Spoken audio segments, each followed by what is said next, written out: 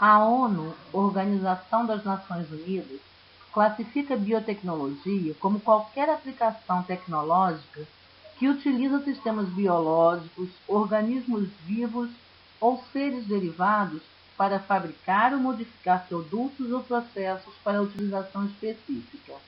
Vamos então passear um pouco por esse contexto. A biotecnologia, então, pode ser definida como o uso das tecnologias que utilizam organismos vivos ou produtos elaborados a partir deles para criar ou modificar produtos para fins específicos. As aplicações mais importantes são as relacionadas com a área da medicina, além das relacionadas com a área da agricultura e produção de alimentos, além das que atuam relacionadas ao meio ambiente. Embora o ser humano utilize há milhões de anos essa ciência, os conhecimentos em diversas áreas científicas e, em especial, os relacionados a moléculas de DNA, revolucionaram o modo de manipular os organismos a fim de obter certos produtos e processos. Atualmente, então, a biotecnologia apoia-se em grande parte nas técnicas de DNA recombinante, conforme veremos a seguir. As bases nitrogenadas do DNA representam um alfabeto químico de apenas 4 letras, combinadas de modos diferentes, compõem um guia específico para cada indivíduo com as orientações para a síntese de todas as suas proteínas. A tecnologia de manipulação do material genético está extremamente desenvolvida. A técnica do DNA recombinante, ela consiste em extrair de bactérias, por exemplo, os seus plasmídios, ou seja, pequenos anéis de DNA espalhados no citoplasma, e com as enzimas de restrição, retiram-se dos plasmídios trechos de DNA que serão substituídos por segmentos de um DNA estranho, cujas sequências de bases são conhecidas. Esses segmentos são fundidos aos plasmídios por meio de enzimas chamadas ligases. Dessa forma, dizemos que a bactéria foi modificada geneticamente, pois o seu DNA recombinante, ou seja, o seu plasmídio, chamado na verdade de plasmídio quimera nesse caso, apresenta características de 2 espécies diferentes. As enzimas de restrição são também chamadas endonucleases de restrição. Foram descobertas no início da década de 70 e elas têm a capacidade de cortar a molécula de DNA em determinados pontos de um modo bem controlado. Elas são encontradas em certas bactérias que as produzem contra infecções virais. Quando infectadas por um vírus de DNA, por exemplo, as bactérias o reconhecem como um estranho e utilizam as enzimas de restrição para cortá-lo em muitos pedaços. O nome restrição dado a tais enzimas é por conta delas restringirem ou impedirem a multiplicação viral.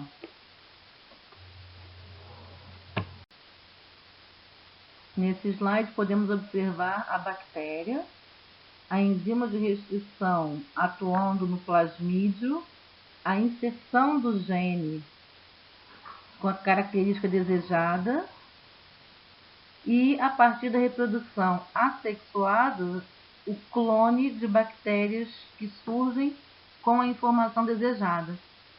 Essa técnica foi usada por uma empresa de engenharia genética em 1976 para produzir uma proteína humana, a insulina, a partir de uma bactéria geneticamente modificada.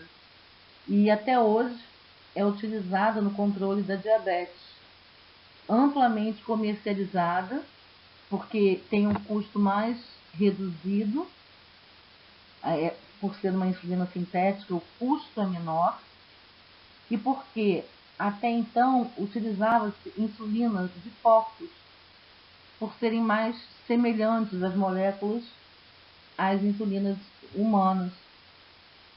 E muitas pessoas tinham alergias não podiam utilizar essa medicação.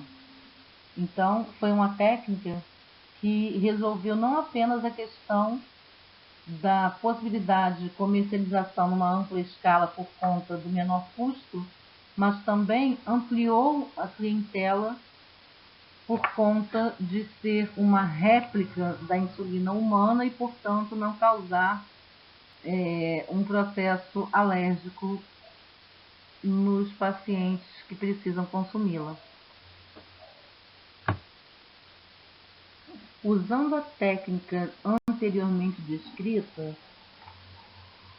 uma empresa de engenharia, o sucesso da técnica de DNA recombinante permitiu que se utilizassem outros grupos de seres para testar o efeito da recombinação.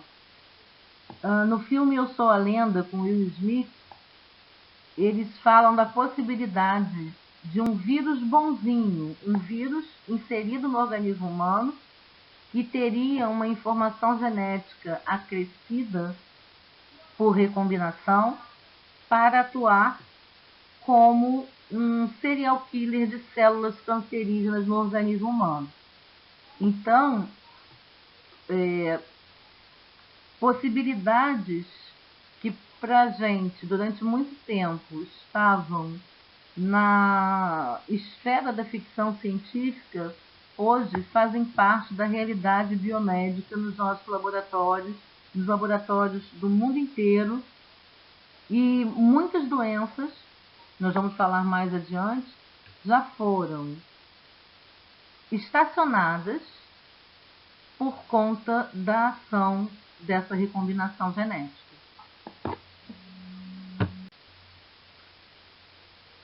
Genes que determinam características desejadas são utilizados no melhoramento genético de muitas espécies. A técnica do DNA recombinante, que nós vimos anteriormente, inclusive eu citei o exemplo da insulina sintética, que ilustra esse slide aqui, que também a clonagem gênica, da qual nós vamos falar mais adiante, são maneiras dos pesquisadores misturarem características, então, de espécies num único indivíduo, com a finalidade de otimizar a produtividade, de melhorar a resistência a pragas, ou, por exemplo, aumentar a adaptabilidade a ambientes extremos, como, por exemplo, os ambientes de seca.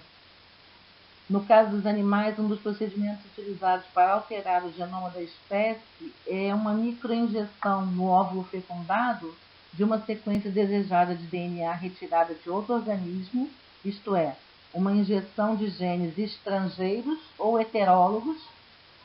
E uma outra técnica é a recolocação em um embrião de células que foram retiradas nos estágios mais precoces do seu desenvolvimento e que recebem genes estrangeiros. De qualquer modo, um organismo que recebe genes de outra espécie é um transgênico, ou seja, um organismo geneticamente modificado. Nesse slide, podemos observar o passo a passo para a produção da insulina sintética. De uma maneira geral, diferentes técnicas de biotecnologia têm sido desenvolvidas para alavancar as pesquisas com animais e plantas alterados geneticamente. Considerados biofábricas, esses animais e plantas podem produzir moléculas de interesse humano. A insulina foi só o começo. Os transgênicos podem ser um grande avanço na medicina, além de poderem ser implantados na agricultura, fortalecendo as plantas contra pragas ou então aumentando o valor nutricional dos alimentos. É importante, no entanto, citar que a transgenia é uma técnica e, como toda técnica, pode ser mal utilizada e causar impactos. São necessários estudos profundos dos efeitos e produtos desse novo DNA recombinante no transgênico para garantir que é seguro ao consumo humano. No entanto, a liberação de, por exemplo, vegetais transgênicos resistentes à praga em meio natural faria com que eles levassem vantagem sobre espécies nativas de menor resistência, podendo levar à extinção dessas espécies. Sendo assim, a transgenia é uma técnica que exige cuidado e responsabilidade, apesar de muito promissora. Chamamos de clone um conjunto de indivíduos geneticamente idênticos. Portanto, clonagem nada mais é do que a obtenção desses indivíduos geneticamente idênticos. A clonagem ela pode acontecer de forma assexuada, como nos organismos simples, como bactérias e vegetais inferiores, ou por manipulação do genoma da espécie, conforme vamos descrever mais adiante em relação à ovelha Dolly. Genoma, ele é uma espécie de alfabeto de 4 letras. Nós já citamos anteriormente, no início da explicação desse conteúdo. E essas 4 letras, que seriam as 4 bases nitrogenadas dos ácidos nucleicos, ele constitui um material da espécie humana que geneticamente ele apresenta cerca de 3,1 bilhões de bases nitrogenadas que constituem os nossos prováveis 25 mil genes. A informação de um gene resulta em proteína, mas apenas entre 1 e 2% dos genes determinam síntese de proteína que garantem a atividade celular. O restante do nosso genoma ele é importante porque permite a manutenção desses genes que codificam informações.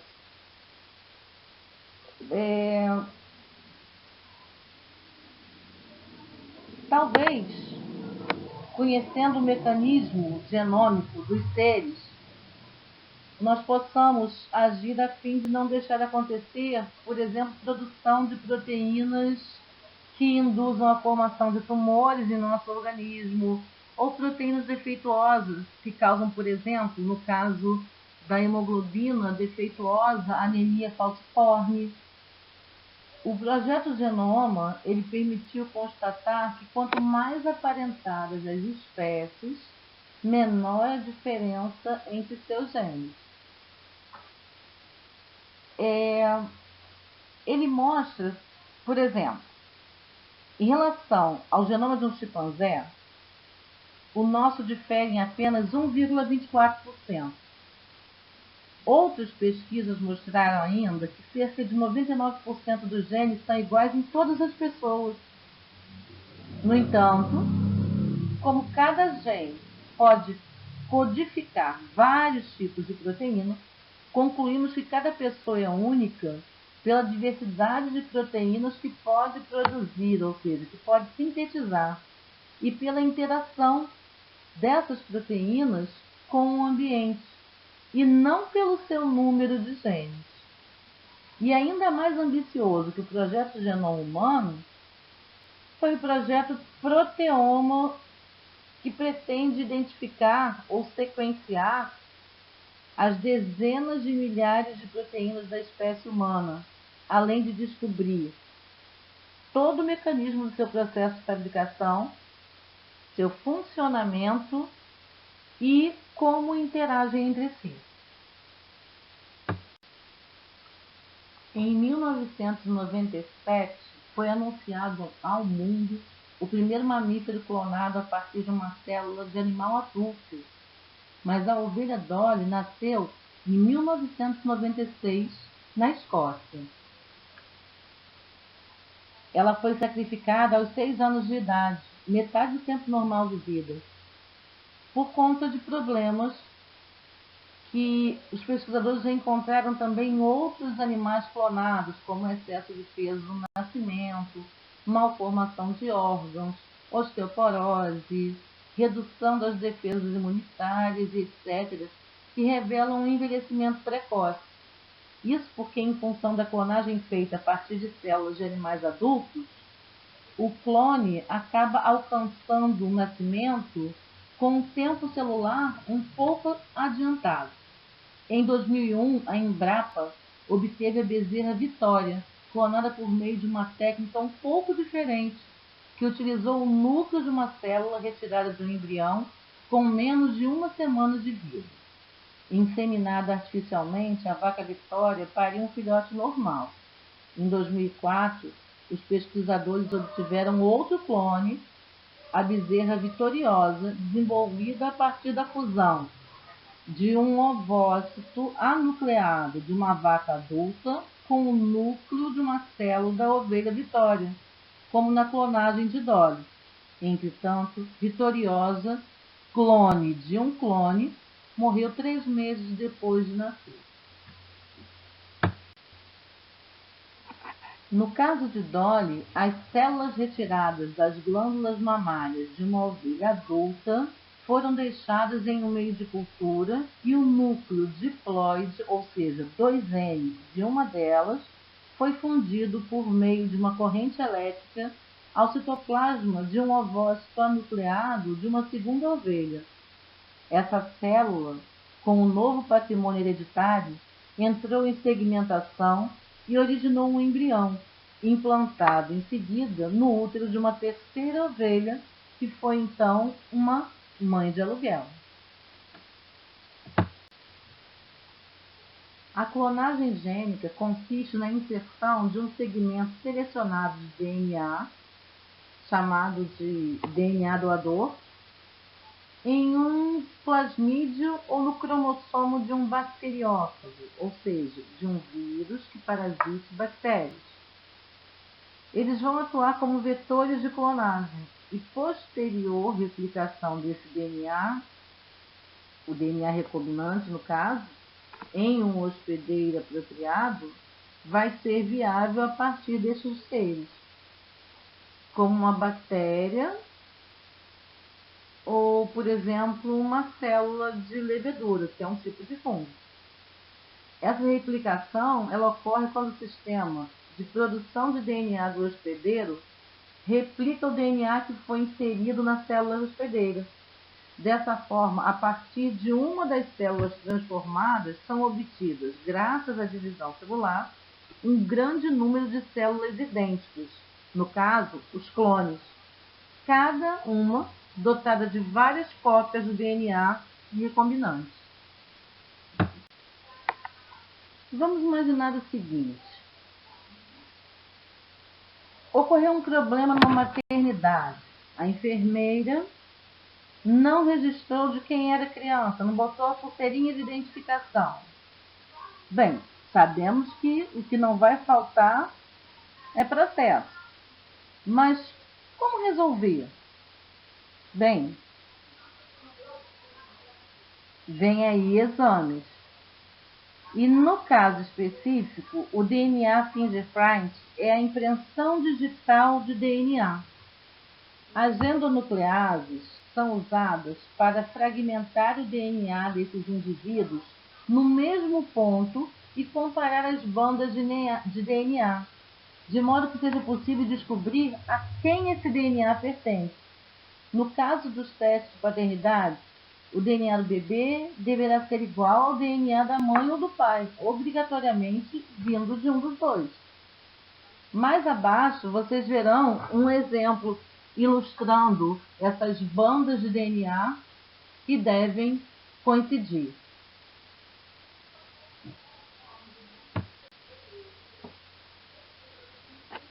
O avanço da ciência e da tecnologia forense teve seu ponto culminante em meados dos anos 80, quando as técnicas de identificação fundamentadas em análise direta do DNA se desenvolveram e tornaram-se uma das mais poderosas ferramentas para a identificação humana, inclusive em investigações criminais.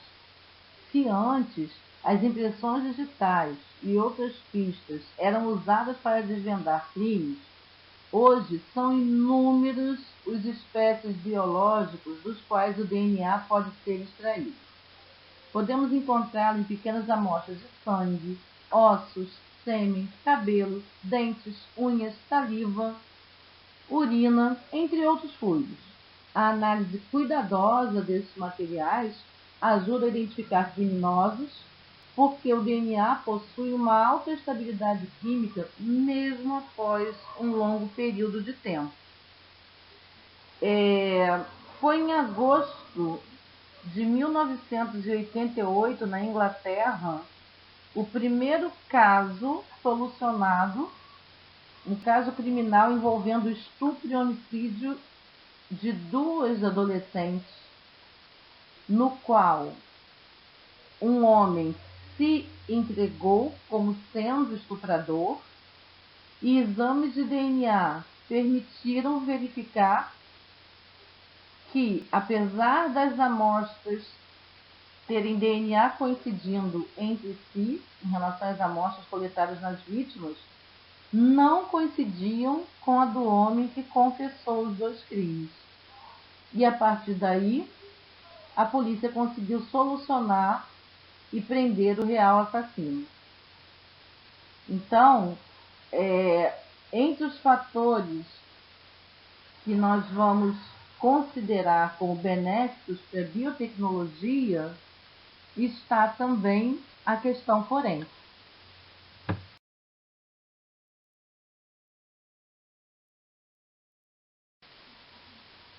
Os testes de paternidade já são bastante usados para determinar tanto paternidade quanto maternidade em alguns casos. Trata-se de um exame relativamente simples, no qual o material genético das pessoas envolvidas é coletado e comparado através de técnicas específicas para determinar se há ou não o grau de parentesco investigado. A terapia gênica é a correção de defeitos genéticos com a utilização de vírus modificados. Nesses vírus são introduzidos genes terapêuticos, ou seja, genes que substituem os defeituosos. O vírus modificado infecta um lote de células retiradas do paciente, passando para elas os genes terapêuticos. E a partir do momento em que as células passarem a sintetizar corretamente a proteína anteriormente defeituosa, ou as proteínas que faltavam, elas são recolocadas no paciente.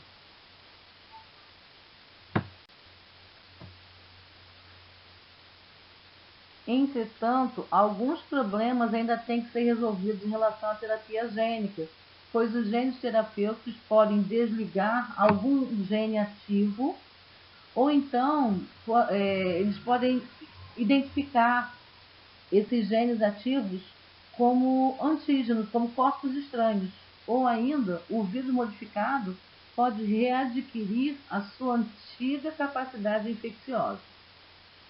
As vacinas de DNA, como foi anunciada, prevenção e cura da tuberculose, também utiliza a técnica do DNA recombinante.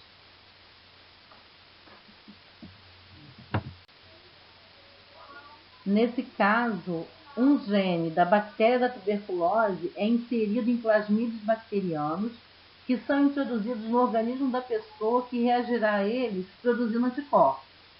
Outras vacinas de DNA podem ser aplicadas no tratamento de tumores, como os causados pelo papilomavírus humano, que é o HPV-16, e tais vacinas têm uma função tanto terapêutica quanto preventiva.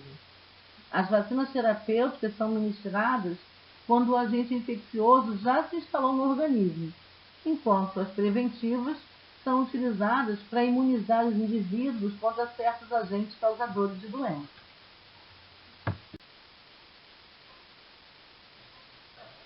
A técnica de multiplicação da fita de DNA é chamada de PCR, reação em cadeia da polimerase. Na década de 80, passou-se a utilizar a técnica do PCR para fazer milhares de cópias de um único pedaço de DNA.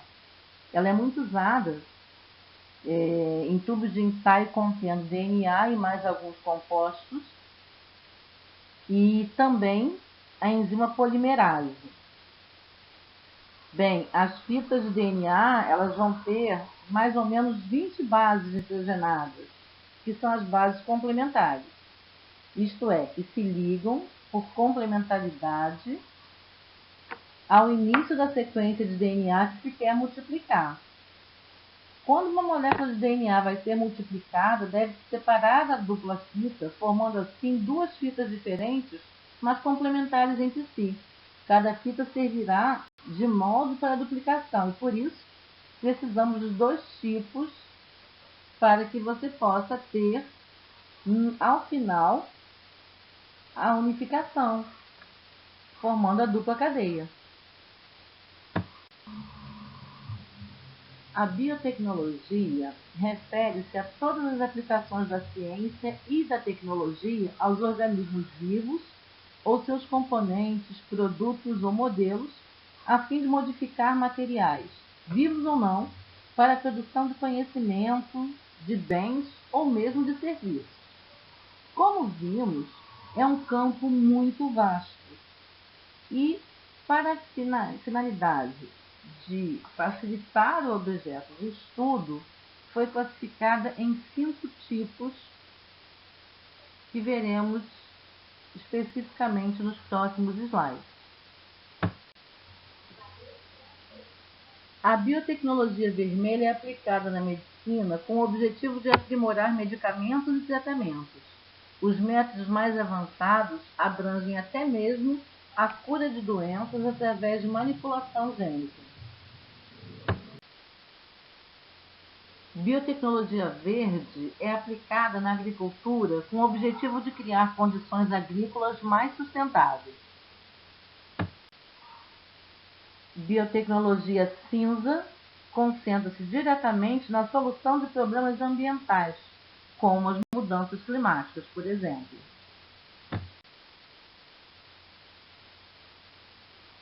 A biotecnologia azul é aplicada na exploração de recursos biológicos marítimos.